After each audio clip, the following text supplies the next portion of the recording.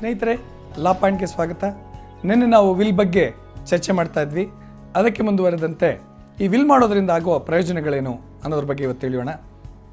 ಈಗ ಒಬ್ಬ ವ್ಯಕ್ತಿ ಮರಣಾನಂತರ ಯಾರ್ಯಾರಿಗೆ ಅವು ಸೇರಬೇಕು ಅಂದರೆ ಶೇರ್ಸ್ ಇರ್ಬೋದು, ಬ್ಯಾಂಕ್ ಖಾತೆ ಇರ್ಬೋದು, ಫಿಕ್ಸೆಡ್ ಡೆಪಾಸಿಟ್ ಇರ್ಬೋದು, ಆಸ್ತಿ ವಿಚಾರಗಳಿರ್ಬೋದು, ಅವುಗಳನ್ನೆಲ್ಲ ಸಂಪೂರ್ಣವಾಗಿ ತುಂಬ ಕ್ಲಿಯರಾಗಿ ಮೆನ್ಷನ್ ಮಾಡಿದಾಗ ಅದು ಯಾರ್ಯಾರಿಗೆ ಸಲ್ಲಬೇಕೋ ಯಾವುದೇ ರೀತಿ ಪ್ರಾಬ್ಲಮ್ ಇಲ್ಲದೆ ಅವ್ರುಗಳಿಗೆ ಹೋಗುತ್ತೆ.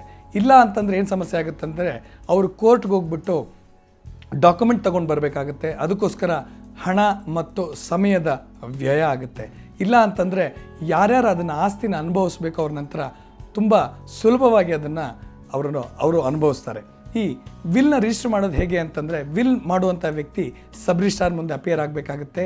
ಅವರು ಸಬ್ ರಿಜಿಸ್ಟ್ರಾರ್ಗೆ ಪ್ರತಿಯೊಂದು ವಿಚಾರ ಹೇಳಬೇಕಾಗುತ್ತೆ. ಅಂದರೆ ಅಲ್ಲಿ ಏನು ಮಾಡ್ತಾ ಇದ್ದೀನಿ, ಯಾರು ಕೊಡ್ತಾ ಇದ್ದೀನಿ, ಯಾರು ಸಾಕ್ಷಿಗಳಿದ್ದಾರೆ ಅಂತ ಅಂದ್ಬಿಟ್ಟು. ಈ ಅರೆಪ್ರಜ್ಞಾವಸ್ಥೆ ಅಥವಾ ಕೋಮಾದಲ್ಲಿರುವಂಥ ವ್ಯಕ್ತಿಗಳು ಮಾಡುವ ವಿಲ್ಗಳಿಗೆ ಬೆಲೆ ಇರೋದಿಲ್ಲ. ಸಬ್ ರಿಜಿಸ್ಟ್ರಾರು ಅವರು ಅದನ್ನು ನಿರಾಕರಿಸ್ತಾರೆ. ಆ ಥರ ಕೋಮಾದಲ್ಲಿರುವಂಥ ವ್ಯಕ್ತಿಗಳ ವಿಲ್ನ ಅವ್ರು ಮಾಡೋದಕ್ಕೆ ಒಪ್ಪೋದಿಲ್ಲ.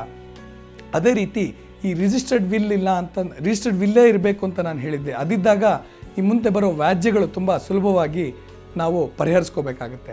ವಿಲ್ ಅಂತಂದರೆ ಯಾವುದೋ ಒಂದು ಮರಣದ ಬಗ್ಗೆ ಮಾತಾಡ್ತಾ ಇದ್ದೀವಿ ಅಂತ ತಿಳ್ಕೊಬೇಡಿ.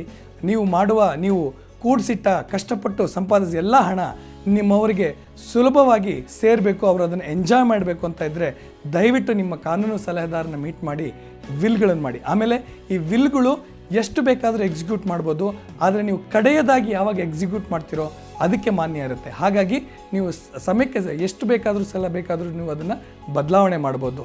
ದಯವಿಟ್ಟು ವಿಲ್ ಎಕ್ಸಿಕ್ಯೂಟ್ ಮಾಡಿ. ನಿಮಗೆ ಯಾರು ಆಸ್ತಿಯಲ್ಲಿ ಸಲ್ಲಬೇಕೋ ಅವರು ಸುಖವಾಗಿ ಅದನ್ನು ಎಂಜಾಯ್ ಮಾಡಲಿ. Thank you.